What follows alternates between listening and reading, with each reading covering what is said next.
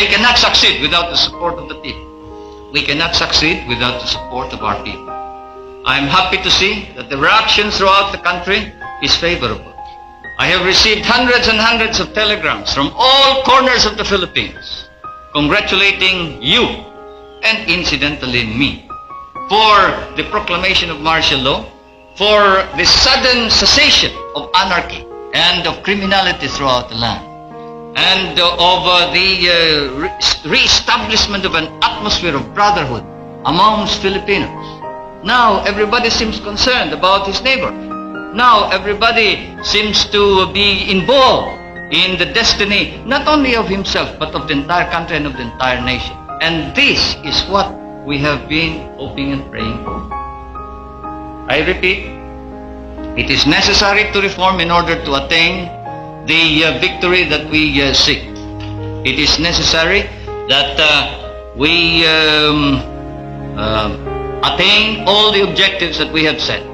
These objectives are: we must give to the poorest man whatever is his due. The rich man must now understand that this is a new kind of society. We will protect his rights. For whether he is rich or poor, he has rights.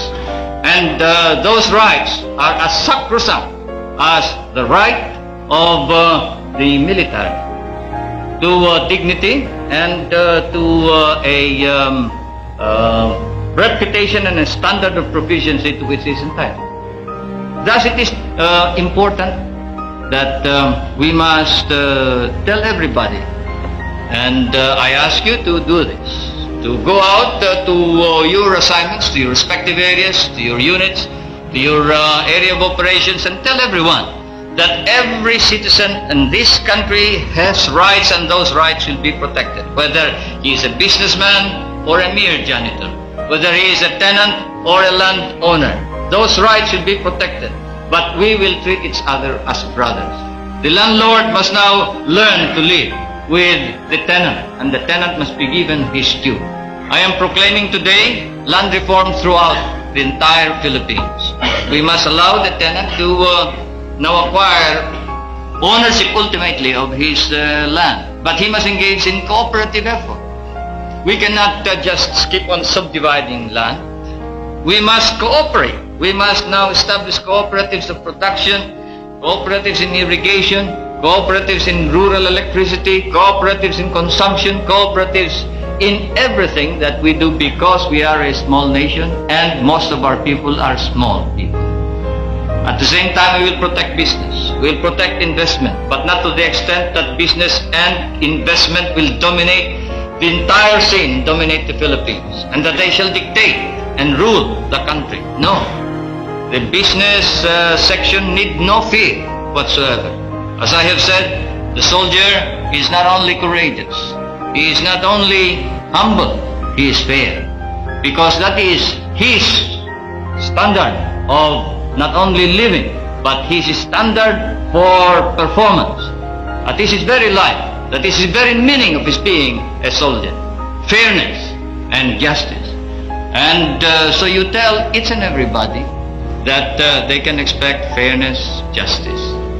We will reform our society so we will weed out the corrupt in our government. We must do so because a corrupt government is an insult to the entire country. And it encourages rebellion, it encourages revolution. There can be no success, no victory, no achievement if we do not alter and change our political institutions so as to be able to remove the sterile and stop the attainment of the ideal that we have. The armed forces of the Philippines have set up a standard of their own.